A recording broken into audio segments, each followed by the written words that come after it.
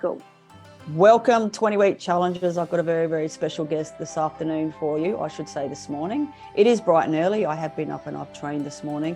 But welcome challenges. My very special guest, Mareike Miller. Now, I've known Mareike for many, many years. My first contact with Mareike was we did a bodybuilding comp. Well, I did one back in 2008, I believe, and Mareike was helping me with my diet and things like that way back when. And we've been in contact through mutual friends. We've been friends, also friends with Kylie. And I'm going to introduce her as world champion today. And she's climbed mountains, she's done bodybuilding comps, she's a personal trainer and fitness coach. Welcome, Mareike, to our Challenger interview today. Thanks for having me, Joan. Hi, guys. Look at all those trophies and stuff behind you there. Wow. It was a bit of a clean sweep this season, that's for sure. Wasn't it? So I'm going to start by saying congratulations to that, because I know how hard you've worked. And the reason why I'm interviewing today is not only because you're an inspiration, but you've come out of adversity too. From my understanding, you have had a back injury before. Is that correct? And absolutely. You've worked pretty hard at life. You've now just turned 50, I believe. Yes, guys, back in April. This is what 50 looks like. And you've made your achievements this year, and we'll talk about those at the age of 50. How exciting and how determined were you to be this motivated at 50 years old? It certainly is in line with my nature. I've always been very curious by nature and always very driven. I've always wanted more. Mm-hmm. Back in the olden days when I was younger, I wanted more because I felt like I wasn't enough. Mm-hmm. And over the years, I've sort of evolved past that thought process and mindset. And now I want more, even though I'm grateful for where I am and I feel very blessed in my life. I want more because I'm curious and I want to explore and experience as much as I can. Mm-hmm. That mindset has only wound up as the years have progressed and I'm getting older. And now turning 50, having just turned 50, I have this huge awareness that I'm not going to be on this planet forever. And yet there is so much more that I want to do and experience. And so the wanting more is simply getting more and more, inspiring me more. Now, it's amazing because some people, really get growth out of adversity. And I know that when you've been tackling, say, something like an injury, like a back injury, how did you handle that when that happened, and what was your determination? I think, so I had two major back injuries. Mm. They were both bulging discs, herniated discs. The first injury was in 2010-11. I had a bulging disc. It was caused by trail running. I was running downhill at Mount Lofty. I had some back pain after that incident. I never got it diagnosed. I believe what I did at that point was tore my annulus, which is the fibrous coating outside of your disc that sits between your vertebrae and your back. Mm-hmm. So I was in a bit of denial about that, in excruciating pain, thought it'll get better. And I kept training. You've always been fit and you've always been training, so that's what it's about, yeah. Absolutely. So I just wanted to keep training, keep doing what I wanted to do, in denial about the back pain, just thought that it would all go away. Mm-hmm. Finally, one day I was training in the gym and something very bad happened. Mm-hmm. And the next morning I was in a world of trouble. Mm-hmm. So I went and got it diagnosed, and yes, in fact, it was a bulging disc. I was told right then and there by my sports physician that I could either get back surgery or wait and see what happened, see if it would heal itself, just don't make it any worse. Well, I didn't want to have back surgery, so I just kept doing what I was doing. I didn't rehab it, didn't do very much, except kept pushing myself in the gym. Mm. And then finally, 3 months later, couldn't stand the pain anymore. It was chronic 24/7 nerve pain down my leg. Mm-hmm. And I finally went and got back surgery. Yeah. And it was a very small, very minor procedure in terms of back surgeries, but it fixed the problem. Took the disc off the nerve that was giving me that excruciating pain. Yeah. being as driven as I was, I didn't rehab it enough or properly. So, gave it some time and then went straight back into the gym and did what I did. And then the next disc down herniated, L5S1. And that was even worse. So 4 weeks later, I was back in for another operation. Wow. And then it was only at that point that I surrendered and I thought, okay, well, I'm not going to be able to go back to do what I was doing in the gym. I was doing a lot of Olympic weightlifting and lots of dynamic ballistic movement, that kind of thing. And I'd made my peace with, okay, that's it for me now. I'm done with this. Clearly, it's not working for me, whatever I'm doing in the gym. How did that affect your mental health? Because I've recently had frozen shoulder, and for me, as I'm aging, it hit me pretty hard having to come, like you said, give in to maybe, which is important. You have to give in to the situation and go, maybe I have to accept this. How did you feel? Yeah. The first time around, I didn't accept it. And I just kept pushing and pushing and working through it and forcing it. That's why it never got better. And that's what led me to my second injury, was that forceful denial mindset. I didn't take care of it at all. And that's why the second injury, I was like, okay, I'm okay with this now. I made my peace because I didn't want to have to go through more surgeries. I didn't want to live in pain anymore. And I was okay with that. I'd finally surrendered. But it was tough. The denial aspect is simply, that my body was trying to tell me something, and it took that second injury for me to pay attention. Absolutely. And how important is that? Because obviously people like to try go gung-ho, and their brain is telling them one thing, and they're determined, and they're being denial and all that sort of thing. And you're a trainer, you'd know this, is that if you do push yourself in anything, whether that be training or dieting or anything like that, and there's something wrong, it's going to bite you in the ass, isn't it? Absolutely. Whether it's sooner or later, if you don't pay attention, then your body will start screaming at you. And a niggle will turn into discomfort, and then discomfort will turn into pain, and then pain will turn into dysfunction. It's exactly right. And then, and I see it time and time again in, clients and other people where, that's just their journey. We tend to have to learn the hard way. Exactly. Wise people will listen to other wise people. That's great. And, but some people like me, I had to go there, and I had to go all the way down, and in the bad way, for me to rise up again. Let's talk about the rise. Yeah, let's talk about the rise, right? Now, what did you do straight after that second surgery to keep your brain and your body occupied?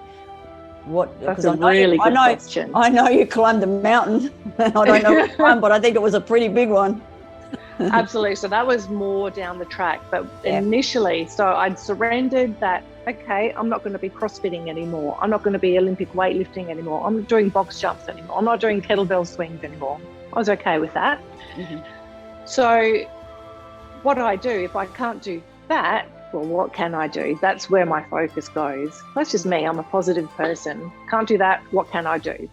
So I gave myself the time I needed post-surgery to recover from the surgery and the trauma of that.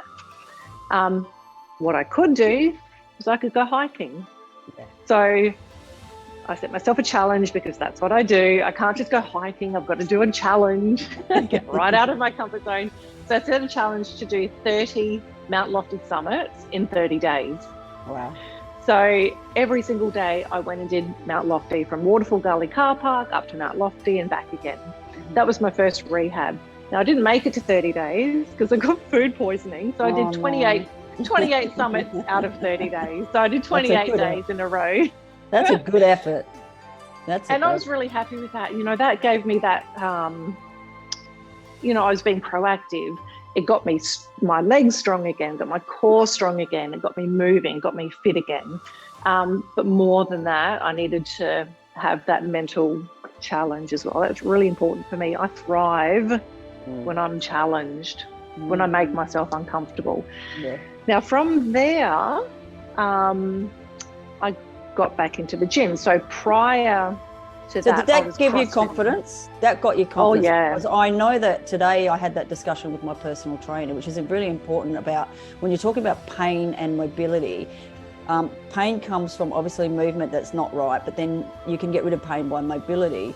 So with frozen shoulder, once that I had actually been able to do a chest press, my mind started going, wow, that didn't hurt. And that would have been important for you, that first leg of the journey. And challenges, you'll understand this, by making you get up and walk every day is not just a simple thing. Like you said, it improves your mobility, it improves your core, and it gets you fit for the first 4 weeks. If you just walk, that gives you the confidence, right? So that obviously built your confidence to go, whoa, I can do something a little bit more now. Yeah, you are 100% right. So that's a foundation. So if we're never going to do anything, we're not going to try anything new, we won't extend ourselves if we don't have the confidence in the first place. That's our foundation. That's correct. So then that gave me the confidence to then think, okay, well, what else can I do? My back feels okay, I'm moving okay, what can I do next? So I got myself back into the gym doing bodybuilding training or hypertrophy training. I hadn't been hypertrophy or bodybuilding for years prior to that. It was sort of off and on, but certainly nothing regular. My focus was in CrossFit and Olympic weightlifting. So I thought, okay, well, hypertrophy training is very safe because you're working every muscle group equally. It's very controlled movement. There's nothing dynamic or ballistic about it. So I got myself into the gym and I started bicep curls and lat pull downs and lunges and these things. My back was still rehabbing. This was probably maybe 6 months or so after surgery. So I got back in the gym. I started really enjoying my bodybuilding training again. And then being me, I needed a challenge. So I thought, well, I'm going to compete. So my first competition in bodybuilding was in 2003. 2004, fast forward 10 years later to post back surgery, 2014, that was my next competition. So I prepped, and that was part of my back rehab. There were a lot of movements I still couldn't do. I couldn't back squat, I couldn't deadlift, because I was simply being very cautious and being very careful. So what can I do? I can't do these things. What can I do? Okay, I can leg press, I can lunge, I can do step-ups. That's it for that. All my upper body training I could do, no problem. And so again, I focused on the things I could do, and then I made a challenge out of it. And then I got on stage again in 2014. So that then gave me more confidence. And that competing that year was less about competing to be a contender, and it was all about rebuilding my mental resilience, rebuilding my mental strength, rebuilding my physical strength as well. Just getting up on stage, you would have been a winner in your own right? So that would have been absolutely. You completed a goal for you, and that's the most important part. Yeah, exactly. And it was all for me. And that prep was such a different experience to 2003 and 2004. The entire prep, the competing experience, and then coming out of it. So that meant the world to me, to be able to do that successfully. And again, that built even more confidence in me. And I felt I needed to feel capable after everything that I'd experienced with my back injuries. I needed to feel capable and strong again. And that's certainly what that experience gave me. Because I'll tell you, the pain and injury can really hammer your mental health. Yes. I struggled with it. I honestly did. And painkillers and all the things that go with it. I take my hat off to you, because I know that is a big, big thing. And that you didn't give up. And I think that's the most important part. So when did the climbing the mountains, talk us through the other goal you had? That's crazy. I was watching that, and your body told you at some point that was enough, didn't it? I remember at some point they had to come down the summit. Yeah. Wow. Yeah. Because I've seen lots of specials on climbing Everest, and I know people that have gone, and it isn't an easy feat to do any mountain at any high altitude. So fill us in what you did. And when? Was this after that bodybuilding? It was. So bodybuilding was 2014. Mm-hmm. After that, I started extending myself a little bit more. Eventually, I got back into all the things that I let go of and surrendered came back to me. Okay. They came back to me. I got back into CrossFit. I got back into Olympic weightlifting. I got into indoor rowing and indoor skiing, which is a sport in and of itself, and got really good at that. And I continue that to this day as well. So all of these things that I let go of came back to me simply because, I did the right thing. I let go of them. I rehabbed properly. I got stronger. Every time I got a little bit stronger, I tried something new, and that was okay. I got stronger and fitter and tried something new and more and more and more. There's the more thing again. Then finally in 2019, that was my year for mountain climbing. So ever since I can remember, I was 20 years old, I'd always wanted to go to Nepal. Didn't know a thing about it. It just seemed to be this magical place, a really peaceful place. And I was really intrigued by mountaineers and mountaineering, really intrigued. Since I was a kid, I was climbing things. I was climbing trees, climbing cupboards when I was a toddler, climbing the mountains in my local area up in North Queensland. I had done a little bit of rock climbing, not a lot over the years, but it's something that I was really quite fascinated by. And this ties into the getting older thing. So I'd always wanted to go to Nepal and climb mountains.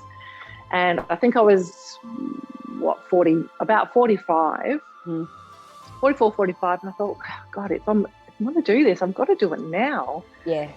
Now's the time, because the years are ticking by. And if I don't make this happen, it's not going to happen. Yeah. And so it happened. I decided, right, I'm going to get into mountaineering. So what do I need to do? Well, I need to learn how to be a mountaineer. I need to learn how to climb. And so January 2019, I went to New Zealand for 2 weeks and did a mountain climbing course on the Southern Island there, in the Southern Alps, which was incredible. Absolutely amazing to do that.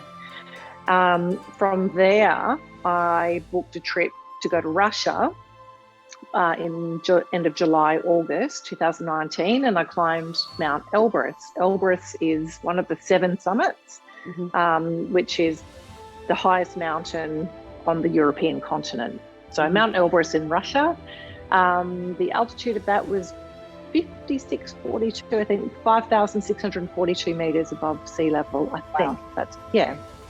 And that was an awesome experience, just unbelievable. After that, I went to Chamonix in the French Alps and did some rock climbing and some paragliding. Wow. Some really, really cool stuff.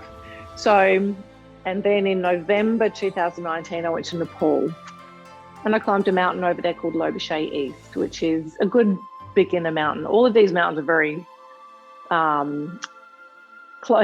they're certainly not technically difficult mountains to do. You do need experience wearing crampons and using harnesses and fixed ropes and that kind of thing. But there was no ice climbing. There was no major technical climbing. Lobuche East was about 6,100 meters above sea level. So the altitude was massive. Coming from a desert here in Adelaide at sea level to be 6 kilometers above the earth, that was actually, in terms of physical challenges, that was the hardest thing I've ever done, working at that altitude. Yep. Prep is the hardest thing I've ever done over a long period of time, but in one single effort, that was the hardest thing I've ever done. Wow. Because at that altitude, you just can't breathe. Every step is so difficult. And the whole experience in Nepal was really life-changing, to see how Nepalese live, to see, we trekked through the Khumbu Valley to make our approach up to the mountain so we could acclimatise, and that took a period of time. I was away for 4 weeks in Nepal, and to see how simply some people live in the Khumbu Valley. Nothing. But they're happy, right? They're happy. Oh my gosh, they are. I've seen happy. some really cool Nepalese and a lot of videos about Everest and the amount that they've gone through with the big earthquake that they had, and they live off people visiting them and touring up that mountain. And when they can't, very and important. It's also a religious side of it as well. But they live so nicely and so happy. And as you said, it must have been pretty amazing just meeting those people and seeing how they live. It was. It really was. Nothing in that particular part of Nepal gets into the villages in the Khumbu Valley unless it's carried in by a porter or a yak. Yeah, right. So in other words, they make the most of every single thing they've got. Every drop of water is precious there. Every ray of sunshine is precious there. Every resource is precious. And it really struck me coming home. It was a real shock to my system being in that environment for 4 weeks, to come home, go to my local shopping mall to go food shopping. And, I was looking around at everything that we've got in our lives and the absolute abundance. Whatever we want, we can just go to the shop and buy it. Just around the corner. We've got everything at our fingertips. And over there, every drop of water is, everything counts, everything matters. And so that was a really profound experience for me. So 2019 was a huge year for training, getting back to training. It was a huge year for training. I had to build my endurance because you got to be fit, really fit to climb mountains, really fit. And so that was the fittest that I've ever been. Wow. So that was an incredible experience. I guess that the mental strength that you created over that time has been important to your journey, hasn't it? Because I've got this analogy to most of my challenges as well. The most important gym work you should ever do is in your mind. Yes. Because the body won't follow unless the head is determined. Would you say that? Because, we're getting our challenges to start simple steps like Dry July. If you can't get over the mental challenge of that, how is the rest of your life going to look? If you can't get up every morning to make your bed and go for a walk, how is my life as getting fitter going to happen? Does that make sense? And I guess that's been a big thing with your mind and how important that is for you to want to do something. And also looking at the age factor. I'm about 7 years ahead of you, and I'm at my next 7-year turnaround, and I'm hitting 60 soon. What is it that's going to drive me to get to 60? So how important can you tell the challengers is it to have set goals and really be determined to do something? And how do you challenge yourself by doing that? Because obviously it comes naturally for you, but you're also a trainer, and you understand that you train clients as well. How important it is for people to set goals, because that's one of the other challenges we'll be doing in November. I think goals are really important because if you don't have a goal will anchor you and it gives you that direction. If you don't know where you're going, or if you don't have a destination to aim towards, then the path can be all over the place. When you have a set destination, a set goal, well, your direction is linear towards that goal. Of course, things happen along the way, and sometimes the process is not linear, but you've got your sights firmly set on that one destination. And doors open up, right? Exactly. Doors do open up, right? They do. I have found with goal setting, it's really important that that goal actually means something to you. So if you set a goal because you think, well, that's what you should be doing, it's not going to work. If you set a goal because this person set the same goal, that's not going to work for you either. It has to really come from inside of you. It's got to mean something to you, and it has to align with your personal values. So that's correct. A goal doesn't have to be some major lofty thing. It could be something very, very simple and certainly a goal should be achievable. But you really have to get in tune with why. Why do you want to do this? How important is it to you? Like I said, does it align with your values? Because if it doesn't, what's going to get you through those days when you don't have those feelings of motivation anymore? Absolutely. You know, that goal should be your purpose. So when you wake up every day with purpose, then that goal's going to come to you. That's it, isn't it? It's the purpose. And the process will feel easy.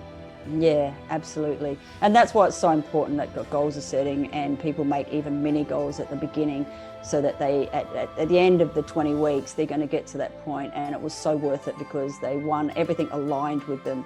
And I've said to them, take it one step at a time. Try not to take it, too much. Try not to put too much pressure on yourself. Because as you did with your injury, you just took one step at a time that gave you the opportunity to take you to the next step. Because if you had have gone gung-ho, the injury would have got worse and you may not have ended up where you were.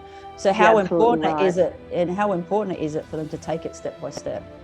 It's hugely important, because by looking at the big picture and the entire 20 weeks and this big goal down the track in the future, if you only focus on that goal and all the work you've got to do between now and then in 20 weeks time, you're going to be overwhelmed. It's going to be too much. It's going to do your head in. It's going to get too hard and you're like, I can't do this. And you're going to give up.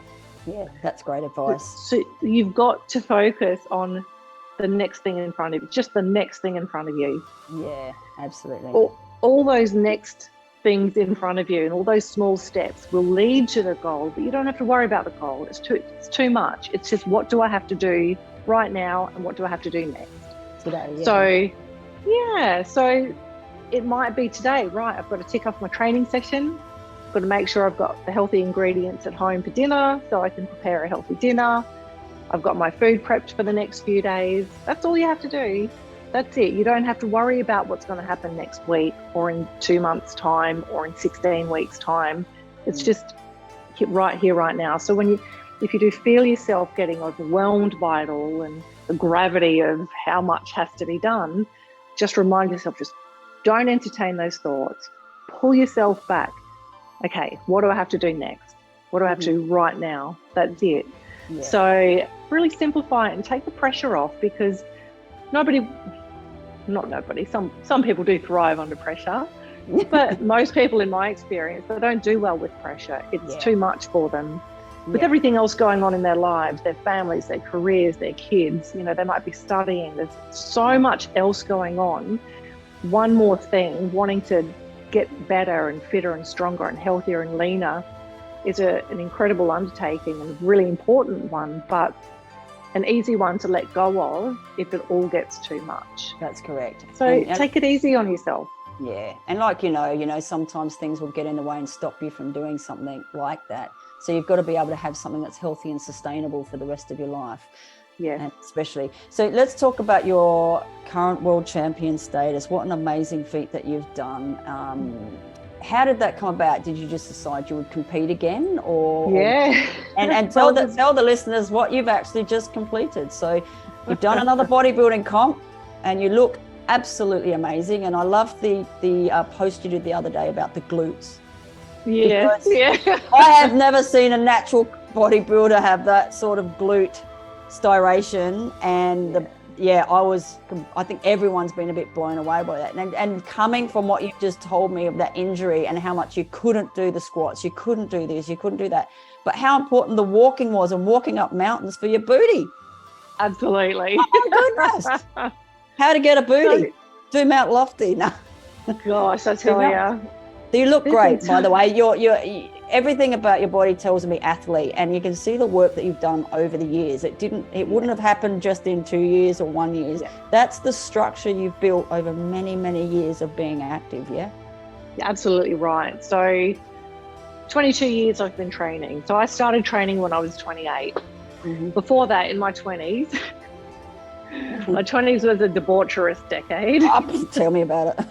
I think we can all write that off as experience, can't we? Lots of travel, lots of partying. No mobile phones, thank God. Exactly. No, no internet. No. Yeah. God. Anyway, fast forward to 22, and then 22 years of 22 years training. of training, starting out in bodybuilding. So what inspired me to compete this year were two things: to honour the 20-year anniversary of my very first competition, and also to honour turning 50. Well done. I thought, if I'm ever going to compete again, this year would be the perfect year. And that's a hard category to be in, because there's not a lot of competitors, because it can be so hard as a 50-year-old woman. Between 45 and 50, obviously, for perimenopausal women, and it put me into early menopause, and it didn't do my body that great. But as you said, at 50, you should be setting more goals, right? Not saying, I'm turning 50, I'm too old. So important. So important. No way. This was turning 50 was big for me. Turning 40 was nothing. Turning 30 was nothing. Yeah. Turning 50 was like, ooh, I am over halfway. I've lived half my life. I've lived more than half my life. And I certainly don't see it all downhill from here. It's not like that at all. But I am well aware that my time's limited. So I've got to make the most of it. Yeah. I'm very lucky because I don't have any perimenopausal symptoms. Yep. And I also am very lucky that Dani Baker from Finesse Nutrition agreed to coach me. Awesome. Because she's without a her, she's a wizard, all right. Yeah. Because she kept me so healthy throughout the entire prep. Healthy throughout prep and healthy post-prep. Yep. So I'm only 4 weeks post-competition at the moment. So I'm still sort of navigating post-comp life. Yeah. But it was a 30-week prep in total. Wow. I did flexible dieting, which didn't mean I pigged out on chocolate and pizza because it fit my macros. Yeah. It simply meant that instead of having rice, I could have potato or fruit. Yeah. So Dani would set my macros and I would choose what I ate throughout prep, which worked for me beautifully. Took away all of the cravings, all of the food obsession and food fixations. I did 0 cardio, which is the first time ever in prep. Wow. I trained 6 days a week initially and then went to 5 days. And I had a daily step count from about 12 weeks out. So I was walking and I was training in the gym. So can I just pause that for a sec? Because another thing we're doing with the challenges, and I literally have just gone back to, after a 2-year hiatus in the fitness industry, just gone back into study nutrition and get my fitness points back up to rejoin. We're talking new technology, and it's not just technology, or it's information from people such as yourself and Dani, how just eating under your caloric deficit, but eating the right food, you can lose weight without over-exercising. Absolutely. So those people on the challenge who think that you have to go and do lofty 10 times, you have to do all these things to actually lose weight. No, you don't. You just need to actually get your diet absolutely 100% correct. Yes. And you're pretty much well on your way, right? Because you saying to me you did no cardio, that doesn't make sense to me because of the leanness you came in at. Yeah. And the amount of muscle you had at 50 years old blew my mind. Because remember when we did it back in 2008? I was walking I remember. 1 hour every day. I had rice, I had chicken, I was crying over the food I was eating. And I ended up in the doctors with a breast cancer scare, adrenal fatigue, all those sort of things, because I was overdoing it. And all they needed to do is give me some carbs and some fat and some fruit, because I ended up with cellulitis in my leg. I just needed good nourishment and cut my cardio out and eat the right food, like with Dani. I mean, she's right on the money, Dani. Incredible. And what she did with you was amazing. Yeah, amazing. Absolutely. My carbs were high, my fats were moderate, my protein was adequate. It was not high. It was not high. It doesn't have to be high. So I usually have a very high protein diet, but I have learned that I usually don't eat enough carbohydrate to fuel all of the endurance sports and everything that I do. But there you go, because my body was so healthy, it just dropped weight. So the diet makes you burn the body fat. That's it. The training in the gym helps you retain your muscle mass, your lean tissue, while you're in a calorie deficit. You're not in there to burn calories. You're not in there to burn fat. You're there to preserve your muscle. And then the walking just kept me active. It sort of topped up my NEAT, non-exercise activity thermogenesis. The walking doesn't burn body fat either. No. That just keeps my NEAT up to keep me off the couch, because obviously when you're tired, you're in a calorie deficit, all you want to do is rest and relax, but you don't want to do that. You've still got to keep moving, keep your body, because that's where we get our major calories. Most of our calories, as you know, comes from our basal metabolic rate, which it's our heart and lung function, it's our brain function, our digestion. So sitting around on a couch and living, that's how we're going to burn most of our calories. The second biggest calorie burn comes from NEAT, non-exercise activity thermogenesis. That's going to the shops and doing your shopping. It's doing your housework, going to work, staying active during the day. And then exercise only burns a tiny portion of our daily calories. But it's important because the walking in itself, like you said, it keeps you active, it de-stresses you. You get some vitamin D. You can have a think about your day, especially mothers with busy, everyone's at them. They can go out for a walk in the morning. And this is what I'm trying to tell them. Go out for a walk, not for the weight loss, but for the benefits that it sets your circadian rhythms. It helps you sleep better. You'll feel better mentally. And that's just an added bonus. And the weight loss would be a byproduct of that. But that's exactly right. And not starving themselves. What happens, I see it all the time too. It's such an old mindset. But, we need to educate. We need to educate people. And this is why I'm interviewing today. This is a great success story about what you can do. Doesn't matter what age you are. If you have a good relationship with food, you have good people around you, such trainers, such as Danny, myself, yourself, to say to you, this is the science, just follow it, get yourself healthy, and you can do anything you want in life. Yep, exactly. Listen, I really want to know about the bodybuilding side and the competition, but I will show people the photos of your success at the end of this video. And thank you for the advice you've given us thus far, which is really, really important to my challengers. Thank you again. Let's revisit part 2. And anyone that needs a coach, Mareike does do coaching either online. Do you still do in-person training? I certainly do. Cool. I have my private studio, fully equipped studio in Torrensville. I do face-to-face, I do online. And I've been working with people for 20 years, face-to-face. So there you go, guys. So once you see these, thank you. Have a wonderful day. And I look forward to talking to you again real soon. Thank you for your time. Thanks, Jo. Thank you, challengers.